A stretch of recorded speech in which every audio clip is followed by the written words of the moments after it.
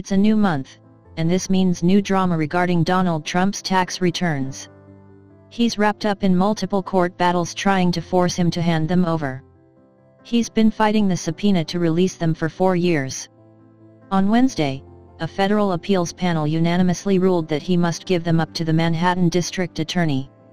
The 3-judge panel in New York didn't agree with Trump's arguments that the subpoena was too broad and was political harassment from the Democratic District Attorney, Cyrus Vance Jr. Grand juries must necessarily paint with a broad brush, wrote the panel.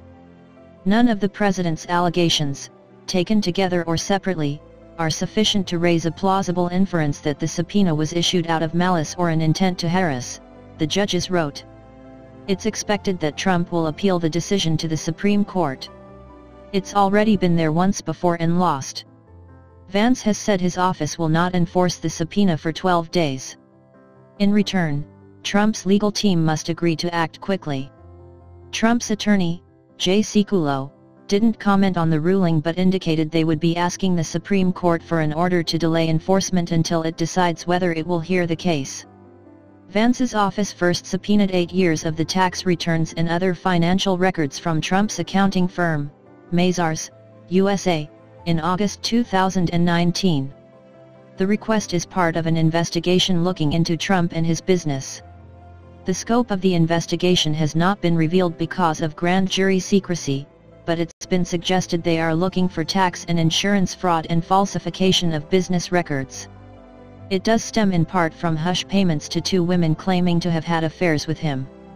The payments were allegedly made before he was elected.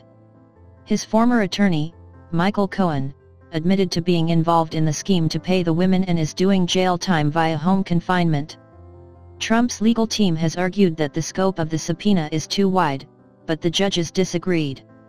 The president's bare assertion that the scope of the grand jury's investigation is limited only to certain payments made by Michael Cohen in 2016 amounts to nothing more than implausible speculation, said the president's attorneys.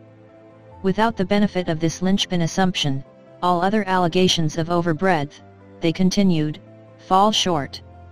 Trump's first argument against releasing the tax returns was that he is immune from criminal investigation as a sitting president. In July, the Supreme Court justices rejected this claim but said he could challenge on other grounds.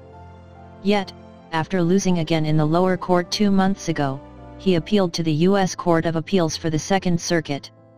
The 3 judges on the panel were appointed by former President Bill Clinton and former President Barack Obama. It's not clear whether the legal situation will be cleared up before Election Day.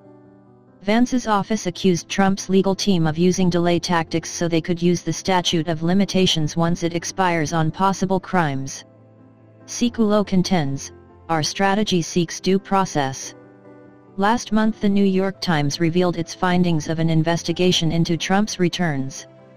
It determined he paid just $750 the year he was elected and his first year in office. In 10 of the 15 years before that, he paid 0 taxes.